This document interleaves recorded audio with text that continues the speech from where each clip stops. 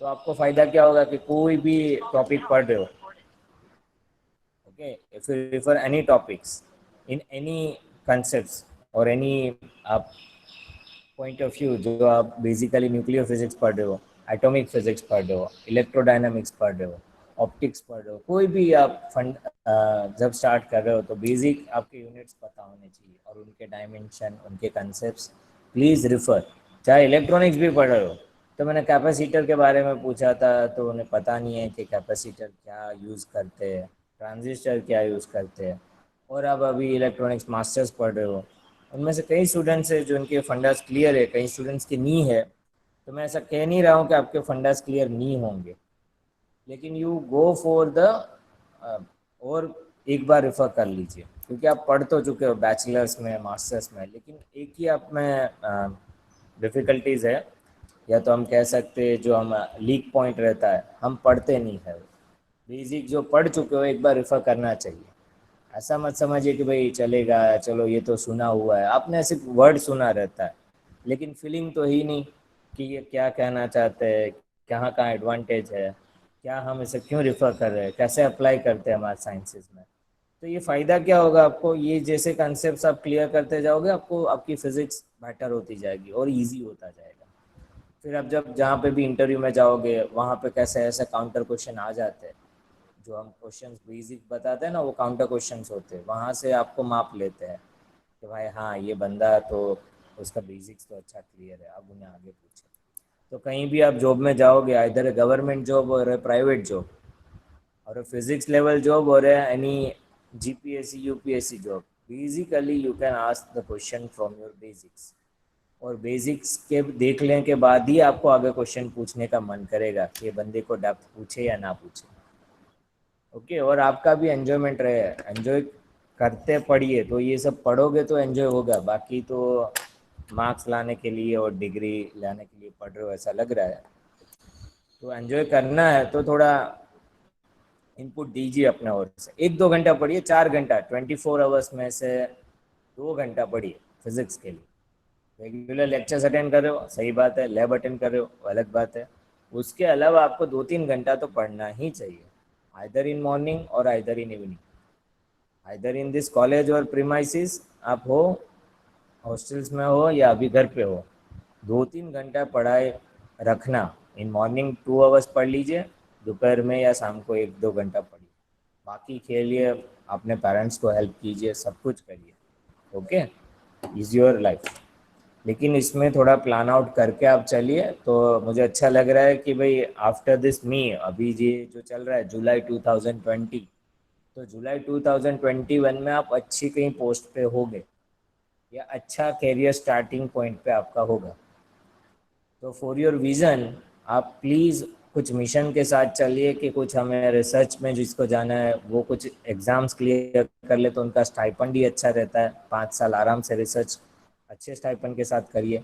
30-35 हज़ार तो स्टाइपेंड होता है, तो जो आपकी ये सेमेस्टर का फ़ी होता है 1 मंथ में आप कवर कर लेते हो। और अदर आप जॉब के लिए आप प्रेफरेंस कर रहे हो टीचिंग लेवल में, तो उसमें थोड़ा इनपुट दीजिए कि हमारा ये गोल है, और आफ्टर दिस जैसे ही लास्ट सेम आए तो आप कुछ उसमें डायरेक्टली ज्वाइन हो पाओ, या तो 1-2 साल में वहाँ पर आपका गवर्नमेंट या जॉब मिल जाए, कुछ मेक योर सम प्लान। और अदरवाइज इतने सारे अच्छे बीजे दूसरे भी प्रेफरेंसेस गवर्नमेंट जॉब्स है, जहाँ न्यूक्लियर फिजिक्स के बेस पे रहता है, जस्ट फॉर जो भी टॉपिक पढ़ा हूँ इसीलिए, या तो फिजिक्स के बेस भी कई सारी जॉब होती है, इधर you can as master in electronics, तो उनके बेसिस पे भी मार्केट में प्राइवेट और गवर्नमेंट जॉब्स रहते हैं। लेकिन आपका इंटरेस्ट क्या है, make your goals, make your vision, make your dreams, then start your work. जब तक आप अपना ड्रीम्स या अपना कोई एम नहीं रखोगे, आपका ये साल भी ऐसे ही चला जाएगा।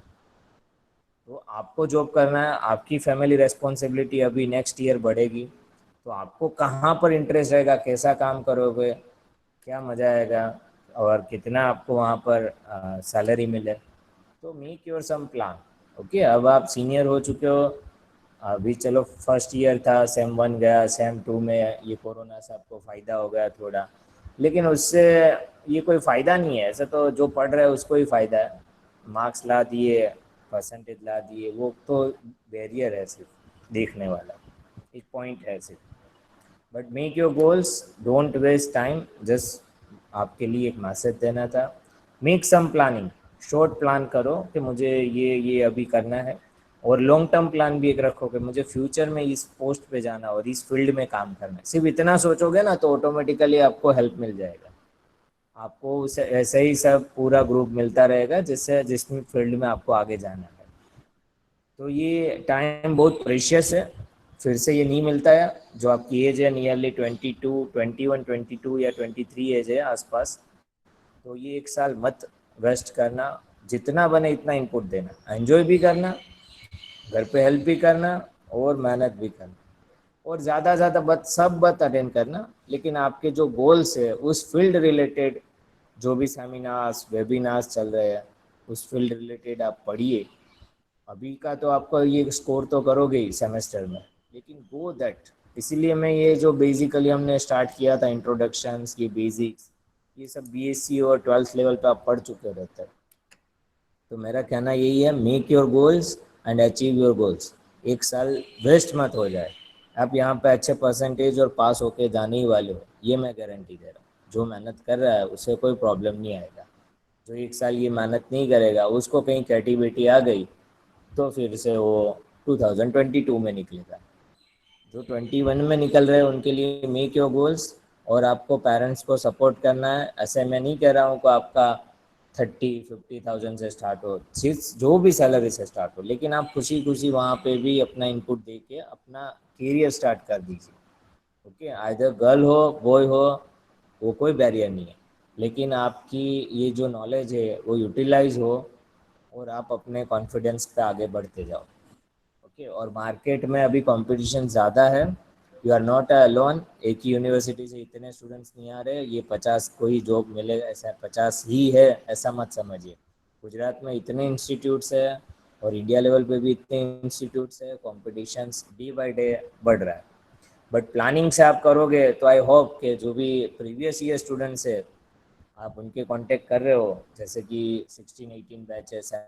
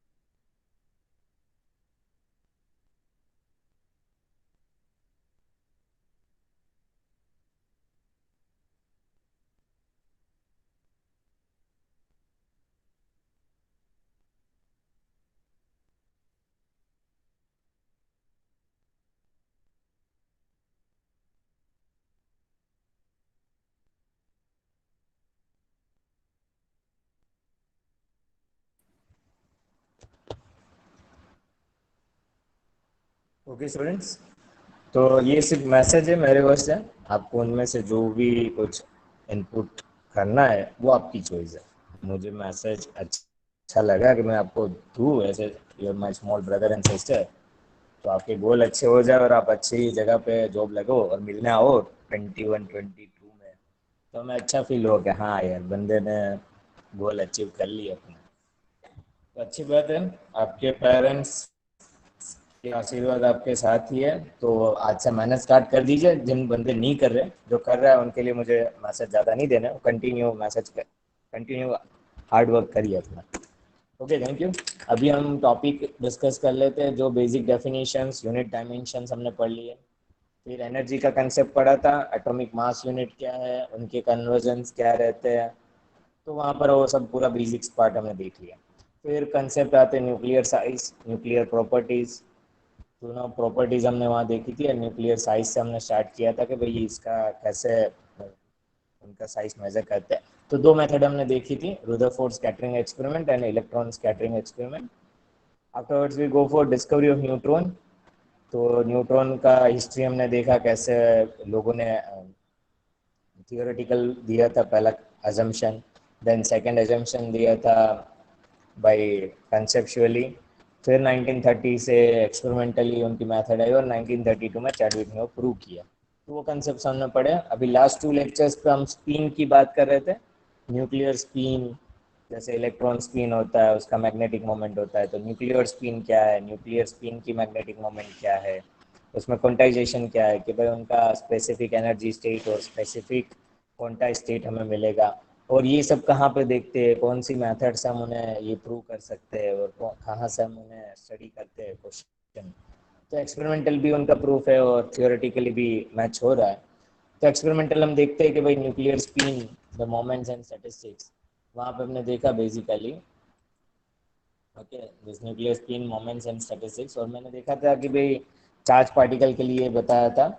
अब मैंने वो भी क्वेश्चन पूछा था कि भाई न्यूट्रॉन है, उसका भी न्यूक्लियर स्पिन है, उसका भी मोमेंट्स है, मैग्नेटिक मोमेंट है। तो भी चार्ज पार्टिकल तो समझ आ रहा है, न्यूट्रॉन के लिए क्यों है, कितना है, वो सब मैंने आपके लिए क्वेश्चन राइज किया था कि आपको थोड़ा इंटरेस्ट बढ़े और आप घर पे कुछ सर्च करो, तो आपको मजा आया कि भाई हाँ ये कंसेप्ट है। और कुछ आंसर्स भी आपके फ्रेंड ने दिया था क्वार्क्स के बेस पे, तो वहाँ पर आप क्वार्क थियरी और लगा के उसके कंसेप्ट पढ़ सकते हो कि क्यों रहता है उनका भी मैग्नेटिक मोमेंट न्यूट्रॉन का। ओके, तो वहाँ बोर मैग्नेटॉन और न्यूक्लियर मैग्नेटॉन के हमने सब कल कुछ डिस्कस कर लिया। The nuclear magneton is 2000 times lesser than the bore magneton, और वो सब यूनिट्स है बोर मैग्नेटॉन बेसिकली। तो आप उनको कैसे डिराइव कैसे करते हैं, कंसेप्ट क्या है पढ़िए। कौन सी मेथड से प्रूव करते हैं, तो एनएमआर टेक्निक्स है, स्पेक्ट्रोग्राफिक टेक्निक्स है, हाइपरफाइन स्प्लिटिंग जो मिल रहा है, वो न्यूक्लियर स्पिन के कंसेप्ट से आप स्टडी कर सकते हो। और आप जब एटॉमिक फिजिक्स में हाइपरफाइन स्पेक्ट्रा पढ़ोगे वहाँ पर भी ये कंसेप्ट आएंगे। तो जस्ट फॉर योर रेफरेंस ये सब मैं बातें बता रहा हूँ, तो उनके लिंक है एक दूसरे सभी टॉपिक्स में, तो उसी कंसेप्ट पे हम जा रहे हैं आगे। अभी ये जो इंट्रोडक्टरी और ये nuclear spin and moments as syllabus हम देखते हैं, तो बेसिकली पहला पैराग्राफ रहता है वो यहाँ पर कंप्लीट हो जाता है। उसमें मुझे कुछ और इनपुट देने होंगे और कुछ डिस्कस करना होगा, तो later on we discuss. Now today we go for discussion on the mass defect. What is mass defect, क्या कंसेप्ट है, बाइंडिंग एनर्जी कंसेप्ट क्या है, बाइंडिंग एनर्जी पर न्यूक्लियन क्या होता है, उनके ग्राफ्स क्या रहते हैं, वो आज हमें डिस्कस करना है। तो डेफिनेशन मैंने आपके सामने लिख के रखी है, जैसे कि the nucleus is form by bringing protons and neutrons together.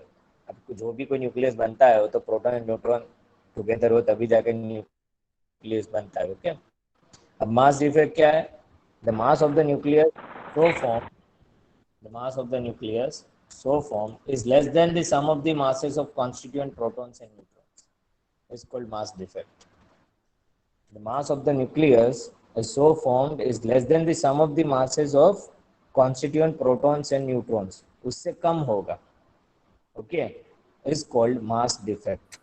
अब उसको मैं थोड़ा एलाबरेट कर लूँ कि भाई मास ऑफ द न्यूक्लियस आप मेजर करते हो, okay, if you measure the mass of the nucleus, तो वो कम रहेगा किससे, उसके अंदर जितने प्रोटॉन्स और न्यूट्रॉन्स है उसके सेपरेट मासेस आप मेजर करो। जैसे कि हम हाइड्रोजन ले लेते या तो हीलियम ले लेते, 2He4 लिखते, उसके अंदर 2 प्रोटॉन्स है 2 न्यूट्रॉन्स है, मतलब टोटल 4 एलिमेंट हुए, 2 proton 2 neutron.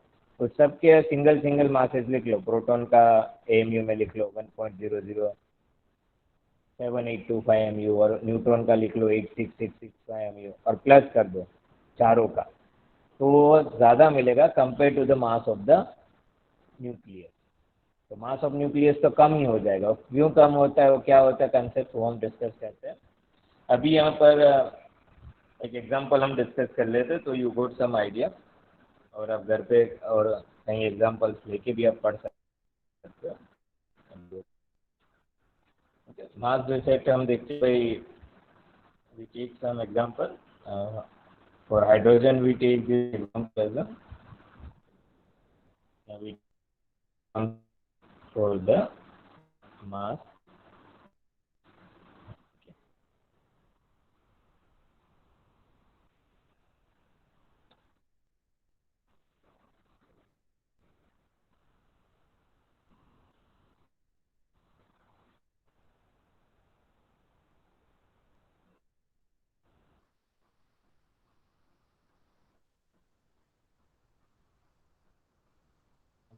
We take the example for hydrogen, और फॉर ड्यूटेरियम और फॉर हीलियम, आपको जो भी लेना है, फॉर H11, ओके, और H12 के लिए लेते हैं एक्सपेक्टेड मास, H12 के लिए हम ले लेते हैं। अभी हमें पता है कि जी 1 प्रोटॉन रहता है, उनको हम एएमयू में लिखे तो we can write the AMU 1.00782 AMU, okay, और आप यू भी लिख सकते हो। और न्यूट्रॉन के लिए हमें पता है उनका atomic mass unit 1.00865 AMU, okay. और हमें ये नॉन है प्रोटॉन और न्यूट्रॉन के एटॉमिक मास यूनिट। अब हम हाइड्रोजन देखते हैं 1H2 ड्यूटेरियम के लिए, the measured mass, okay, expected mass and the measured mass हम दोनों देख लेते हैं। तो 1H2 हम जब लिखते हैं फॉर ड्यूटेरियम 1H2, यहाँ पर एक प्रोटॉन है एक न्यूट्रॉन है, उसका जो एक्सपेक्टेड मास है, इसका एक्सपेक्टेड मास, एक्सपेक्टेड मास आप कैलकुलेट करके बताइए कितना होगा। ये दोनों को प्लस कर लीजिए, 1 न्यूट्रॉन है यहाँ पर, फॉर 1H2 में क्या है, 1 प्रोटॉन प्लस 1 न्यूट्रॉन। अब इन दोनों को प्लस कर लीजिए, कितना रिजल्ट मिल रहा है, तो हम उन्हें एक्सपेक्टेड मास बता सकते हैं। एक्सपेक्टेड मास कितना होगा,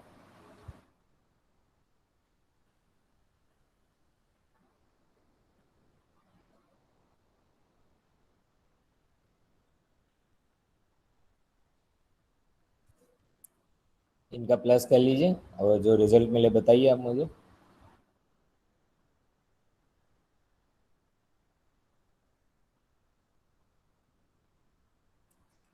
प्रोटॉन का एटॉमिक मास यूनिट दे दिया आपको, न्यूट्रॉन का भी एटॉमिक मास यूनिट दे दिया, इसको सिर्फ प्लस करना है, वो एक्सपेक्टेड मास होगा दिस ड्यूटेरियम का 1H2 का।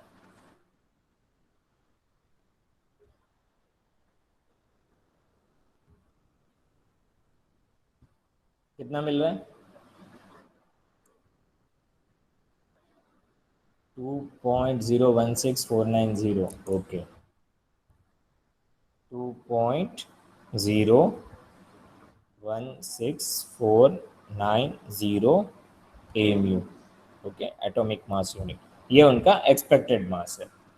और जब उन्हें मेजर करोगे experimentally, however the measured mass, the measured mass of 1H2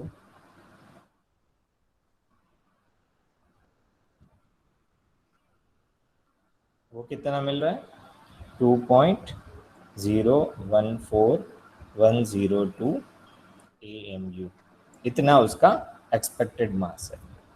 तो अभी मास डिफेक्ट मतलब एक्सपेक्टेड मास आप देखोगे ये एक्सपेक्टेड मास इतना मिल रहा है 2.014102, मतलब 2.014 लीजिए, 2.016, तो एक्सपेक्टेड मास है वो ज़्यादा मिल रहा है। ये एक्सपेक्टेड मास है, 1 प्रोटॉन और 1 न्यूट्रॉन, तो इतना मास होना चाहिए। लेकिन जो मेजर्ड कर रहे हैं एक्सपेरिमेंटली वो कितना मिल रहा है 2.014, मतलब उसका मास कम हो रहा है, जो मास ऑफ न्यूक्लियस है, ओके, वो कम मिल रहा है। तो अभी हम इसका डेल्टा एम फाइंड करेंगे, तो कितना मिलेगा, मेजर द डेल्टा एम,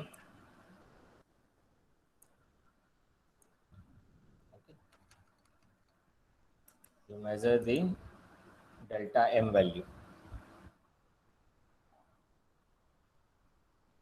और कितना मिल रहा है मुझे बताना, क्या मास डिफेक्ट क्या मिल रहा है, मास में जो डिक्रीज हो रहा है वो कितना हो रहा है डेल्टा एम।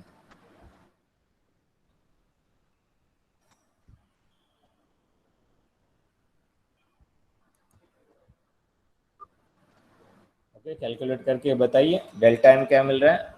डेल्टा एम कैसे फाइंड करोगे, जो एक्सपेक्टेड मास है, एक्सपेक्टेड मास माइनस मेजर्ड मास, माइनस मेजर्ड मास, तो आपको मिल जाएगा डेल्टा एम, कितना मिल रहा है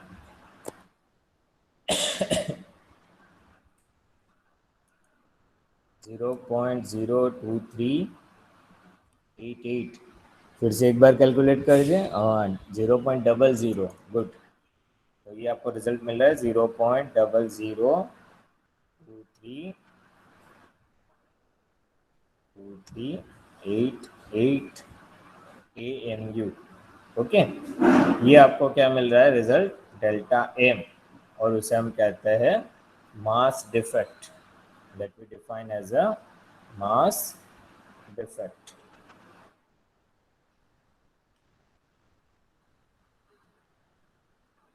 ओके। तो कंसेप्ट क्या था कि अभी डेफिनेशन देखिए, the mass of the nucleus so form is less than the sum of the masses of constituent protons and neutrons, okay।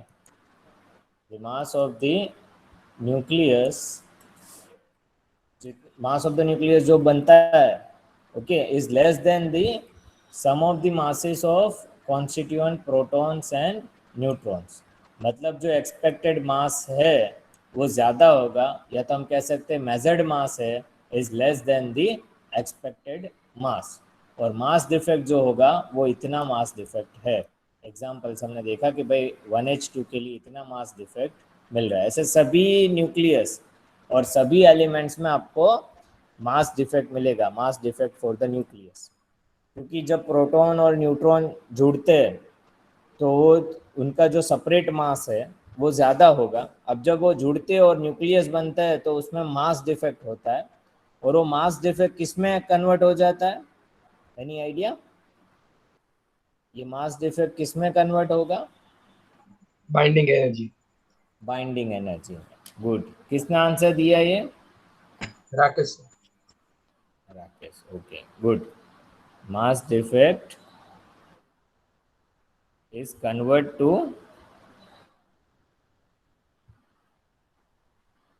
binding energy, okay, तो कन्वर्ट टू बाइंडिंग एनर्जी, मैं B के short form में लिख रहा हूँ।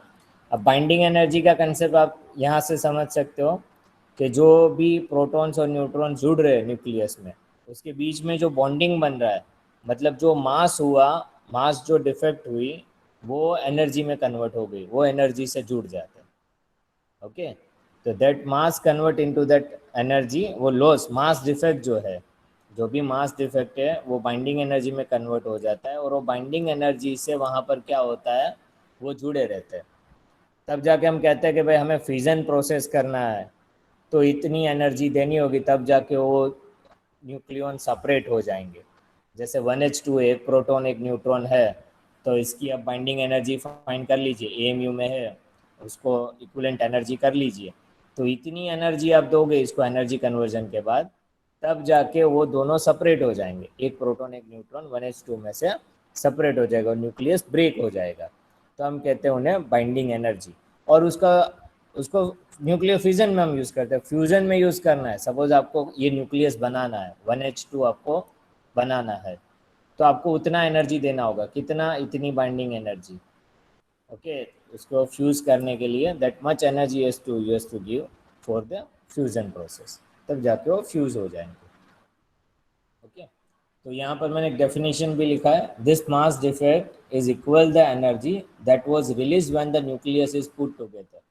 उतनी energy release होगी, ये मास डिफेक्ट है, this mass defect is equal the energy that was released when the nucleus is put together. Okay, that energy that was released when the nucleus is put together, the amount of energy released is known as, जितना amount of energy released हुआ है, okay, is known as the nuclear binding energy. Clear इतना? तो अभी हम basic उनको mass defect को लिखना हो, if you go for this, basically if you want to write the mass defect, तो हम उन्हें लिख सकते हैं डेल्टा एम, जो बेसिक फार्मूला है, that you can write basically the delta m, which you can represent in terms of formula delta m, which is equal to जो सब मास, जो एक्सपेक्टेड मास है माइनस दी मेजर्ड मास, मतलब फार्मूला में लिखे तो z into the mass of proton plus n into mass of neutron minus mass of the particular element x Z A. Okay, मतलब ये थे, ये जो हम लिख रहे हैं z into M P plus N into M N, ये कौन सा हुआ? Expected mass. प्रोटॉन कितने प्रोटॉन है? एक प्रोटॉन और एक न्यूट्रॉन का हमने एग्जांपल देखा। सपोज आपने ऑक्सीजन लिया तो वहाँ 8 प्रोटॉन है, 8 न्यूट्रॉन है, तो mass of proton into 8, mass of neutron into 8, तो ये उसका हो गया एक्सपेक्टेड मास माइनस जो उसका एक्चुअल मास मिल रहा है। ओके, जो नेचर में ऑक्सीजन का एक्चुअल मास मिल रहा है उसको माइनस करिए तो आपको मास डिफेक्ट मिल जाएगा, और वो मास डिफेक्ट से आप बाइंडिंग एनर्जी मेजर कर सकते हो। अब ऐसा हम एग्जांपल भी यहाँ पर देख लेते हैं, सोल्व वन एग्जांपल।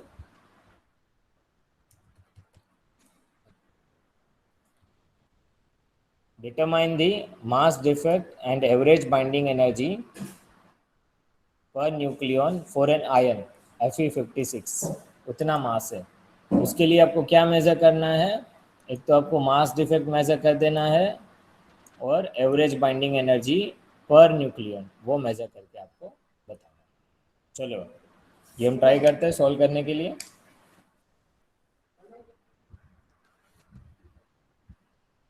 अभी जो एग्जैक्ट मास है नेचर में, जो आयन का मास मिल रहा है वो मैं दे देता हूँ, आपको सोल्व करके ये देना है। ओके, मेजर्ड मास जो है, measured mass for ion Fe56, वो कितना है measured mass? That you can write down, that will B 55.93493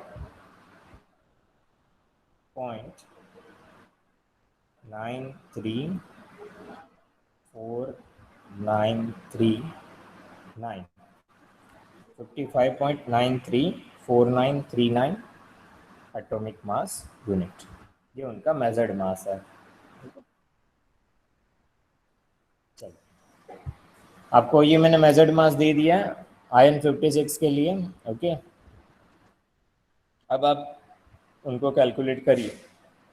delta M mass defect क्या मिलेगा वो आपको फाइंड करके बताना है, फिर हम उसकी बाइंडिंग एनर्जी फाइंड करते हैं।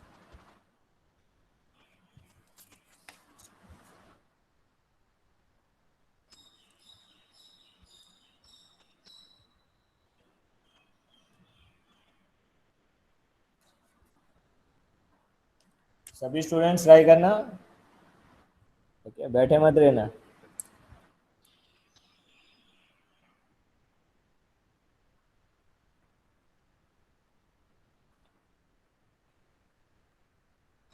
Try to solve this. Delta M कितना मिल रहा है वो बताना मुझे।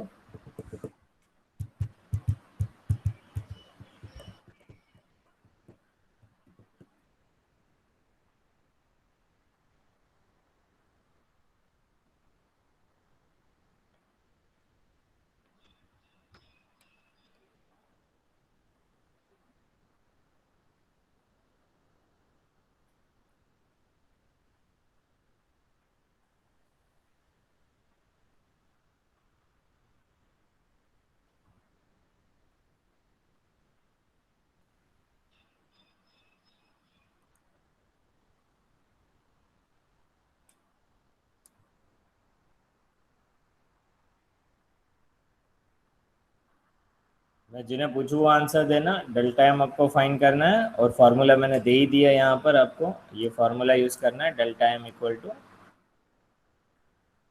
इसी फार्मूला यूज़ करके आप कैलकुलेट कर सकते हैं।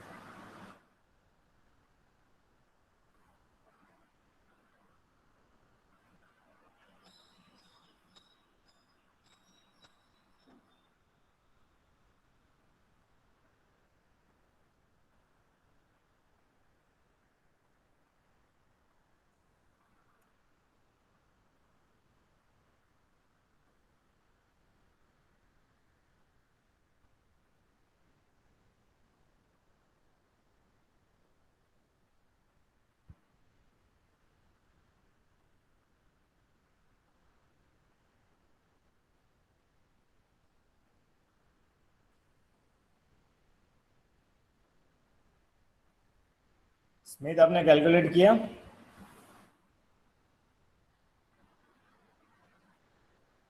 पटेल स्मिथ, हाँ सर। कैलकुलेट किया डेल्टा एम? सर कर रहा हूँ कैलकुलेट। हाँ करिए करिए। पटेल कृपा बेन,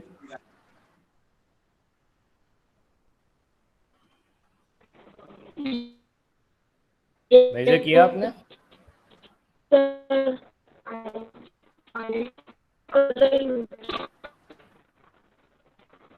ओके, राकेश का हो गया। आपने ट्राई कीजिए कृपा बेन, आ रहा है कि नहीं? ये फॉर्मूला आपको दिया ही है और आयन का आपको कैलकुलेट करना है और ये फार्मूला में रखना है, सिंपल, और प्लस माइनस करना है।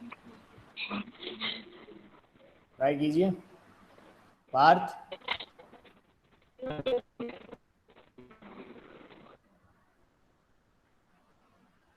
Yes sir. कैलकुलेट किया? कर रहा हूँ सर। ओके। भूमि बेन,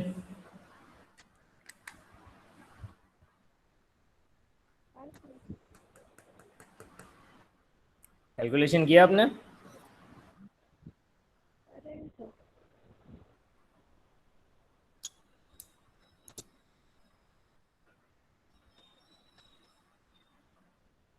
आकाश, हाँ सर कर रहा हूँ। चलो आंसर मिले तो बताना भाई। आकाश आप बताना। हाँ सर मैं ट्राई कर रहा हूँ, मुझे आए तो हाँ मैं करिए करिए। बता दूँ।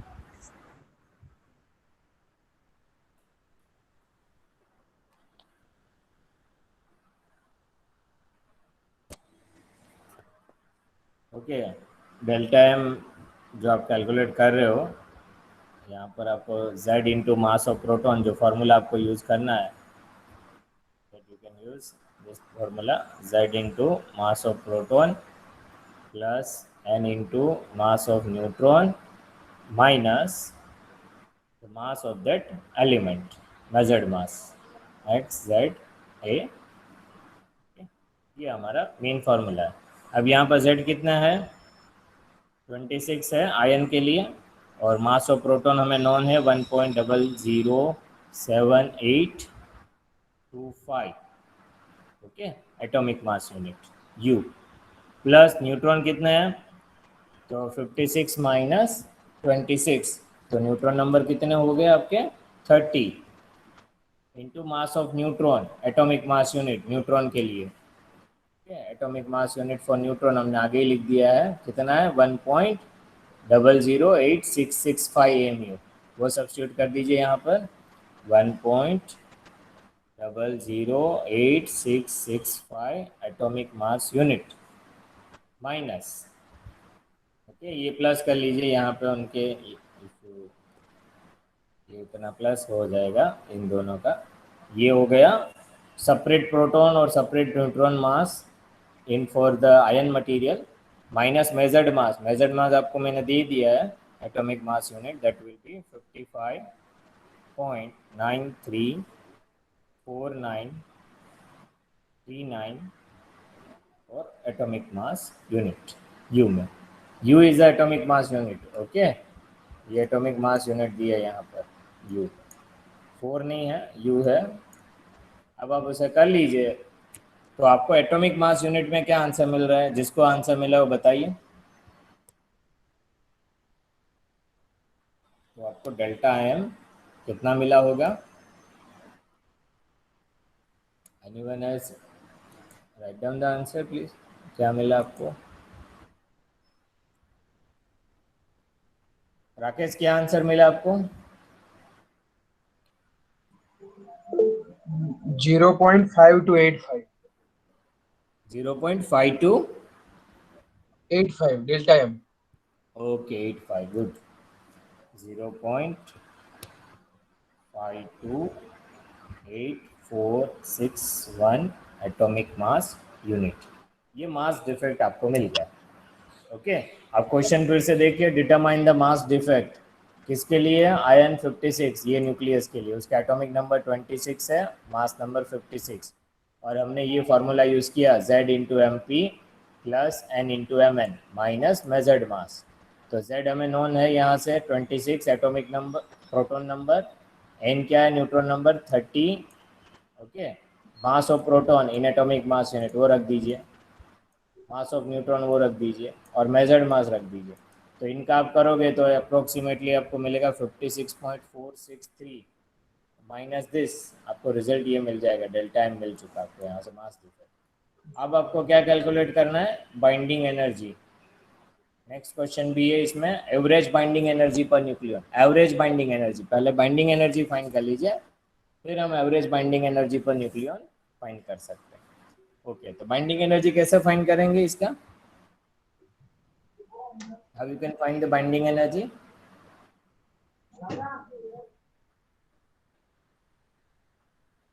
Anyone has idea? E बराबर mc स्क्वायर। हाँ delta M equal to M C square. किसने आंसर दिया ये? हीना। ओके हिना दे, चलो तो कैलकुलेट कीजिए। Equal to M C square से कर सकते हैं, आपको मास डिफेक्ट मिल चुका है। अब मास डिफेक्ट को आपको क्या करना है? किलोग्राम में कन्वर्ट कर लीजिए। डेल्टा एम को आपको ये फॉर्मूला यूज करना है, E equal to M C square. Okay ये मास डिफेक्ट से ही आप कर सकते हो डेल्टा एम। तो आपको क्या करना है? डेल्टा एम को जो है वो पहले जो भी मास डिफेक्ट है वो हम ले रहे हैं, उसकी के बाइंडिंग एनर्जी मिल जाएगा। तो उसकी बाइंडिंग एनर्जी कितनी है आयन की? तो आपको रिजल्ट मिला था 0.528461 8461, और उसको हम किलोग्राम में कर लेते हैं, वो एटॉमिक मास यूनिट है। 1 AMU इक्वल टू कितना किलोग्राम होता है?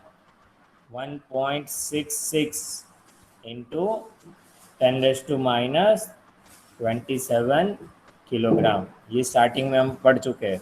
1 AMU equal to 1.66 into 10⁻⁻27 kilogram.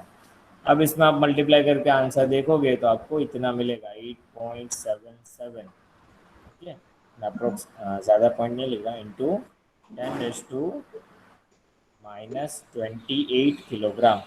ये आपको रिजल्ट मिलेगा mass defect delta M in kilogram. ये एटॉमिक मास यूनिट है। अब डेल्टा एम इन किलोग्राम मिल चुका आपको। अब ये फॉर्मूला में लगा दीजिए, तो फिर आपको जूल में मिल जाएगा। जूल से इलेक्ट्रॉन वोल्ट में कन्वर्ट कर लीजिए, तब जाके आपको बाइंडिंग एनर्जी मिल जाएगी। बाइंडिंग एनर्जी आपको इस तरह से हेलो तेजस। डेल्टा एम इंटू सी स्क्वायर। चलो हेलो करिए। सर। हाँ बोलिए। सर हम डायरेक्टली भी ले सकते हैं ना, वो हमने ऑलरेडी फाइंड तो कर दिया। E is equal to 931 mega electron volt, जो हमें मास मिला उसमें मल्टीप्लाई कर दो, डायरेक्टली आंसर आपको एनर्जी मिल जाएगी। हाँ वो भी कर सकते हो। A1 AM equal to 931.5 MeV, हाँ वो भी कर सकते हो। लेकिन ये स्टेप बाय स्टेप्स मैं इसीलिए बता रहा हूँ कि थोड़ा आपको क्लियर रहे, इसलिए किलोग्राम में इतना होता है, जूल में इतना होता है, कई बार जूल में पूछते हैं, तो ये स्टेप्स आने चाहिए। लेकिन डायरेक्टली आपको MeV में करना है तो आप ये भी कर सकते हो। राकेश ने हिंट अच्छा दे दिया। ये भी 1 AMU जो स्टैंडर्ड हमने रिजल्ट फाइंड किया था इंट्रोडक्टरी लेक्चर में, दैट विल बी 931.5 MeV, उससे भी मल्टीप्लाई कर सकते हो। ओके तो आपका जो रिजल्ट मिला है ये एटॉमिक मास यूनिट, उसमें ये मल्टीप्लाई कर दोगे तो डेल्टा एम इन MeV मिल जाएगा आपको। दोनों मेथड से आप देख लो रिजल्ट सेम आ रहा है या डिफरेंट आ रहा है।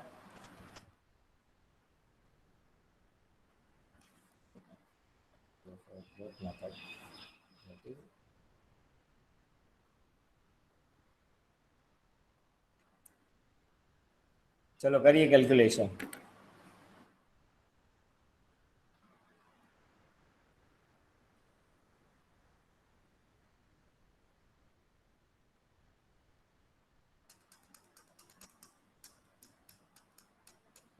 डेल्टा एन मिल गया binding energy per nucleon. Okay, Sachin ने भी फाइंड कर दिया, गुड। नकुम का भी आंसर आया है 8.8 MeV। ये तो बाइंडिंग एनर्जी आपको नकुम ने भी बता दिया, उन्होंने भी बता दिया, गुड सचिन। सचिन आपको बाइंडिंग एनर्जी कितनी मिल रही है?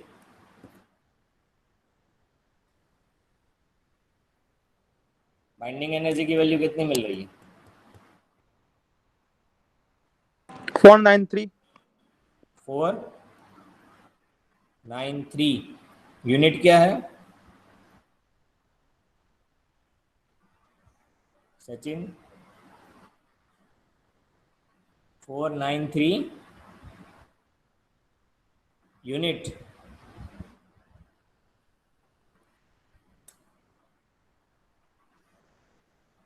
यूनिट क्या है उनका? MeV। ओके, अब देखो binding energy per nucleon find करना है। बाइंडिंग एनर्जी पर न्यूक्लियन, तो मास नंबर से डिवाइड कर दीजिए। टोटल न्यूक्लियन जितना है उसका मास कितना है? 56। तो 493 डिवाइड बाय 56 कर दीजिए, तो आपको रिजल्ट मिल जाएगा exact binding energy per nucleon. That will you can get 8.812 MeV। ये रिजल्ट आपको मिलेगा। Okay, binding energy per nucleon that will B MeV। आप चेक कर लीजिए सबको मिल रहा है रिजल्ट। नहीं समझ आया तो पूछ लेना, क्योंकि ये सभी कंसेप्ट लेके हमें आगे जितनी थियरीज है ये इन्हीं के बेस पे होंगे अब सब डिस्कशन। तो कृपया जो भी स्टूडेंट्स को नहीं समझ आया you ask the question immediately कि सर ये नहीं हमें आ रहा है समझ। बाइंडिंग एनर्जी पर न्यूक्लियन, देखो हमने मास डिफेक्ट फाइंड किया, आप डायरेक्ट इससे मल्टीप्लाई कर सकते हो 931.5 MeV, तो आपको रिजल्ट मिलेगा binding energy 493 MeV। Per nucleon करना है 56 से डिवाइड कर दो, आयन लिया है उसका मास 56 है, तो आपको ये रिजल्ट मिल जाए। सपोज आप ये मेथड से जाना चाहते हो कि भाई किलोग्राम में कन्वर्ट कर रहे हो, then you convert into the, उससे मल्टीप्लाई कर दीजिए c², तो kilogram metre square per second square मिल जाएगा आपको रिजल्ट। वो जूल में मिलेगा, joule to you can convert into the electron volt. तो कई बार जूल में आपको एनर्जी देखना है कि कितना मिल रहा है, तो आपको इसको पहले किलोग्राम में कन्वर्ट करना होगा और फिर आप जूल में कर सकते हो। आप जूल में देखोगे तो अप्रोक्सीमेटली रिजल्ट जो मिल रहा है binding energy in joule for this result 493 MeV। और आप उन्हें जूल में देखोगे तो जूल में जो रिजल्ट आ रहा है 7.89 इंटू 10⁻⁻11 जूल, ये रिजल्ट होगा जूल में। उसको MeV में आप फिर से इलेक्ट्रॉन वोल्ट में कन्वर्ट कर सकते हो। ओके, ये हमें रिजल्ट मिल जाता है फॉर आयन के लिए। हमने जो एग्जांपल लिया है ये एग्जांपल के हमें रिजल्ट मिल रहा है, मास डिफेक्ट इतना मिल रहा है और बाइंडिंग एनर्जी पर न्यूक्लियन इतनी मिल रही है। अब आगे हमें क्या करना है, जैसे आपके पास सभी एलिमेंट्स है, हाइड्रोजन है, हीलियम है, लिथियम है, सोडियम है, आयन है, उसके हेवियर नंबर पे हम चले जाते हैं। वो बेरियम ले लीजिए आप, यूरेनियम ले लीजिए, सबकी क्या आपको फाइंड करना है, आपको मास नंबर पता है, बाइंडिंग एनर्जी पर न्यूक्लियन, सभी एलिमेंट का फाइंड कर लीजिए। Okay, all elements from hydrogen से लेके यूरेनियम तक कर सकते हो इतना।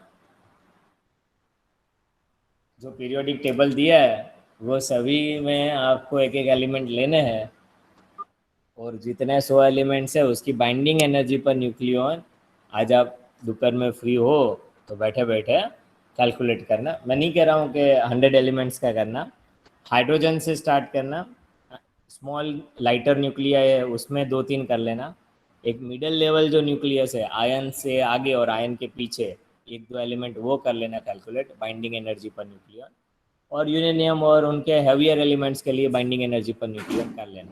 ऐसे 10 कैलकुलेशन करना और फिर उसके थोड़े ग्राफ प्लॉट कर लेना। अभी एक हम ग्राफ यहाँ पे प्लॉट करते हैं और वो कंसेप्ट देख लेते हैं थोड़ा कि भाई यहाँ पर उनका रिजल्ट क्या मिल रहा है। तो वाई एक्सिस है, यहाँ तक तो क्लियर हो चुका होगा, कोई डाउट हो तो पूछ सकते हो अभी आप। As we draw the graph, that is y axis on this, and on x axis we take the mass number। ये थोड़ा सा छोटा रहेगा,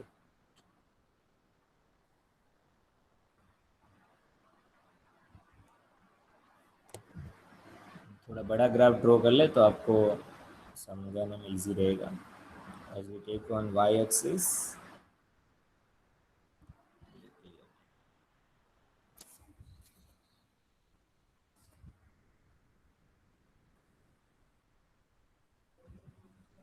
y axis हम ले लेते हैं यहाँ पर, और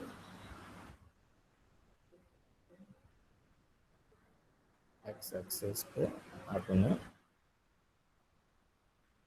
प्लॉट कर दीजिए।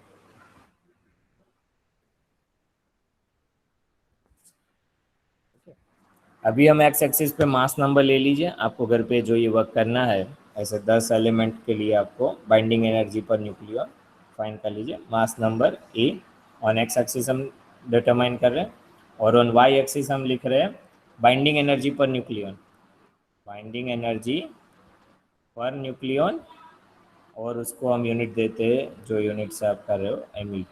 ओके, वो अपलोड कर लीजिए एक, और आप उसे देखोगे तो आपको जो रिजल्ट्स मिलेंगे, जस्ट फॉर योर रेफरेंस, आप आपको घर पे आज कैलकुलेट करके प्लॉट करना। 0, 2, 4, 6, 8 और 10 इतना रखते हैं। ओके, और आप मास नंबर लिख लीजिए, जैसे कि 10, 15, जैसे आपको मिल रहा है 50, 100। यूरेनियम का क्या है, यूरेनियम 92, 235, तो 200 के प्लस तक ये आप ग्राफ प्लॉट कर लीजिए।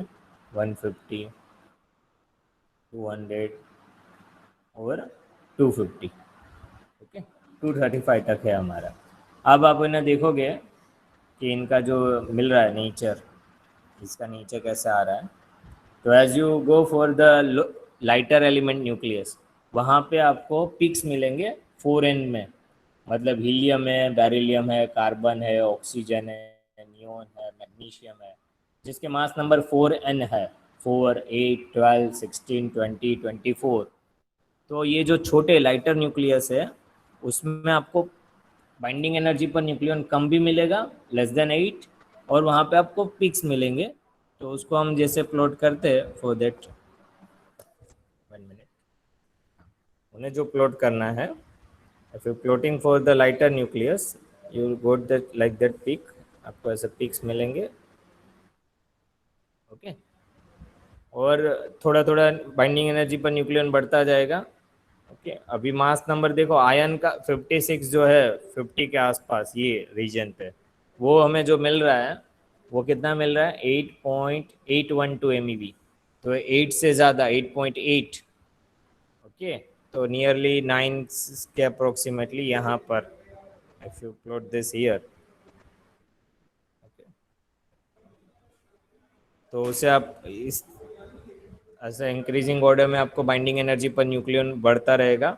अब जैसे जैसे मैंने कहा कि आप हायर मास नंबर के भी लीजिए, कैलकुलेट करिए, तो बाइंडिंग एनर्जी पर न्यूक्लियन का आप ग्राफ देखोगे, जो स्टैंडर्ड कैलकुलेशन करके किया है सब, और नेचर आपको जो मिलेगा, that nature is decreasing as the mass number increases. ये आपको ऐसा नेचर मिलेगा जो मैंने प्लॉट किया आपके साथ, ऐसा नेचर आपको मिलेगा। इसका पीक्स यहाँ पे मिलेगा, वो 4n एलिमेंट्स की वहाँ पे आपको पीक्स मिलेंगे। If you go for the calculation, अभी हम उनका थोड़ा डिस्कस कर लेते हैं।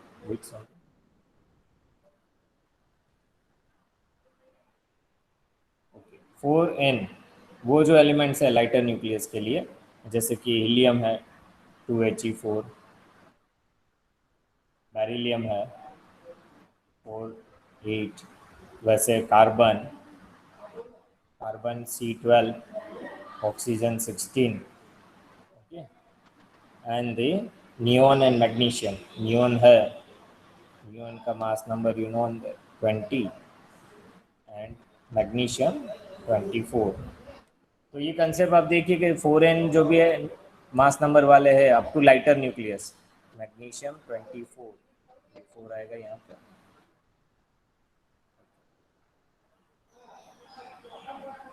मैग्नीशियम 24। तो ये सभी यहाँ पर लाइटर न्यूक्लियस में ये पिक्स देखोगे, ये पिक्स क्या बता रहे हैं कि वहाँ पर इनफाइनाइट, मतलब ये पिक्स मतलब हैवी, यहाँ पे कोई स्पेसिफाइड नहीं मिल रही है बाइंडिंग एनर्जी पर न्यूक्लियन। ये very very higher, very very higher, ये जो पिक्स बताते हैं। ओके, हीलियम के लिए, बेरिलियम के लिए, कार्बन के लिए, तो उनके पिक्स जो है ओके वो हैवियर बाइंडिंग एनर्जी के लिए बता रहे हैं। और मीडियम मास रीजन है, mass number A equal to 25, mass number A equal to 25 to A equal to 125, A equal to 125। वो रीजन में क्या हो रहा है आपका, बाइंडिंग एनर्जी पर न्यूक्लियन जो है वो कांस्टेंट मिलेगा। इस रीजन में आपको क्या मिलेगा, बाइंडिंग एनर्जी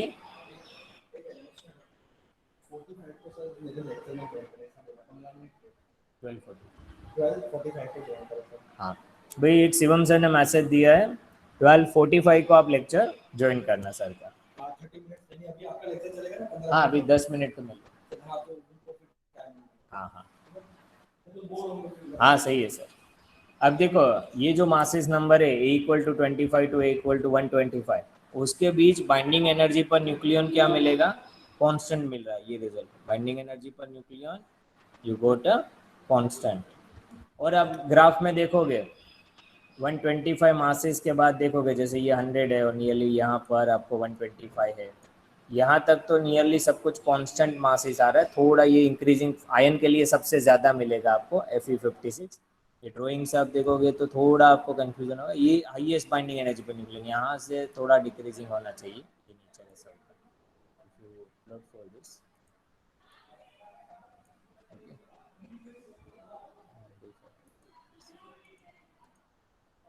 और यहाँ पे आप आयन जो 56 है इसका सबसे मैक्सिमम मिलेगा,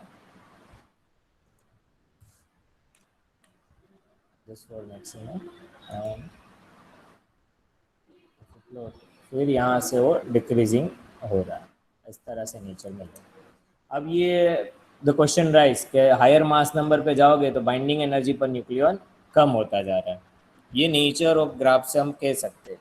अब उसकी पूरी फिजिक्स है और पूरा हमारा लिक्विड ड्रॉप मॉडल जो लगाना है यहाँ पर, वेल्सर सेमी एम्पिरिकल मास फार्मूला, वो हमें देखना है कि ये डिक्रीज क्यों हो रहा है, किसी में पिक्स आ रहे हैं तो क्यों आ रहे हैं, आयन के लिए बाइंडिंग एनर्जी पर न्यूक्लियन क्यों ज़्यादा मिल रहा है, बाकी क्यों बाइंडिंग एनर्जी पर न्यूक्लियन कम हो रहा है।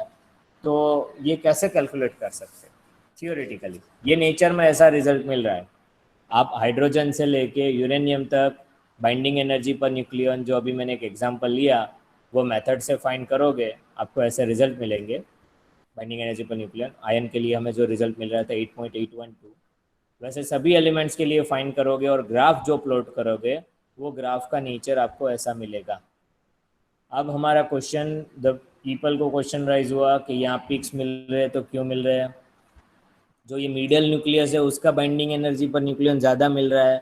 ऐसे जब आप यूरेनियम में जाते हो तो प्रोटॉन नंबर भी बढ़ते हैं, न्यूट्रॉन नंबर भी बढ़ते हैं, तो उसकी बाइंडिंग एनर्जी तो कम होती जा रही है।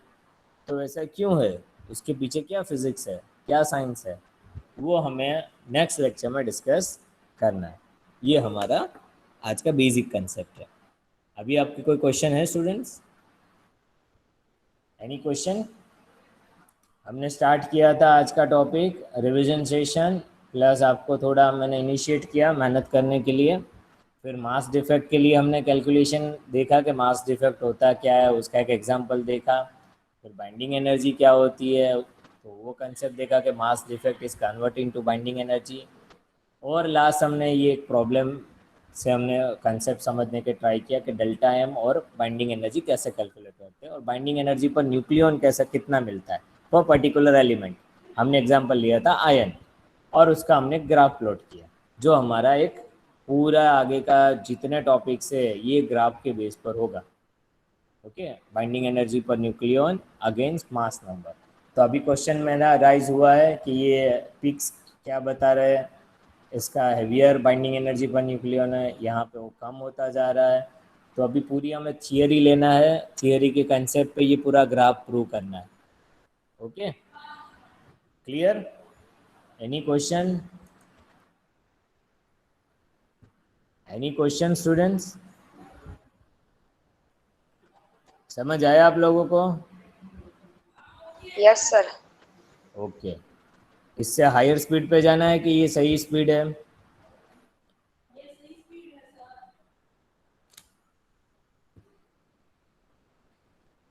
सही है ना? रिवीजन चाहिए इनका कुछ? अभी बताओ फिर से, डाउट हो तो कुछ।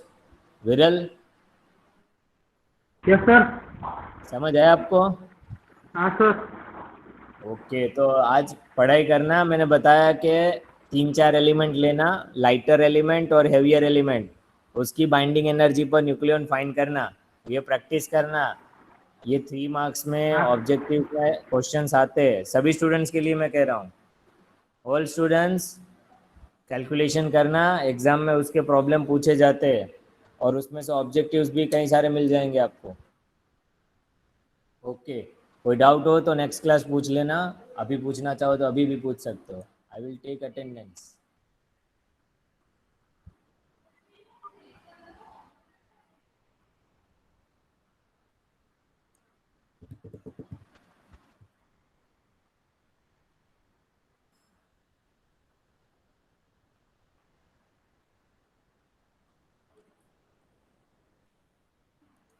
आकाश, ओके, मैं Yes, नंबर sir. वाइज पूछ लेता हूँ। Element number 1, yes sir.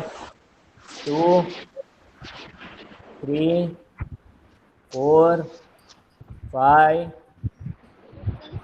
Number 5, 6। Yes sir. Okay, देखो आपका यहाँ पे 14 लेक्चर में से कितने अटेंड किए वो आपको मिल जाएगा। अभी ये मंथ में आपका 14 लेक्चर हो गए, तो आज के मिला के टोटल 14 लेक्चर्स आप चेक कर लीजिए। Darshan, number 8, Dishant, 9, yes sir. 10, yes sir. 11। Yes sir. Divya, समझ आया आप लोग को? Yes sir. ओके, कोई यस सर। क्वेश्चन? ना सर, अभी कोई नहीं। ओके, पढ़ना है तो कैलकुलेशन करना, मैंने बताओ। Yes sir. 12, yes sir. 13, 14, 15, 16, yes sir. 17, yes sir. 18, yes sir. 19, 20, 21, collect 2, 22, 3, 4, 5, 6, yes sir. 7, yes sir. 27, yes sir. 8, 9, yes sir. 30, 31। Radhe present और नॉट?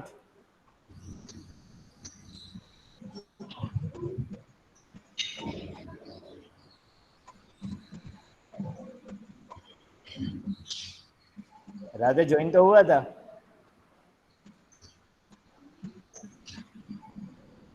ओके, उन्हें बताना। 31, 32, yes sir. 33, yes sir. 34, 35, 36, 7, yes sir. 8, नकुम, 9, 39, 40, 41, Yes, sir. 42, 43, Yes, sir.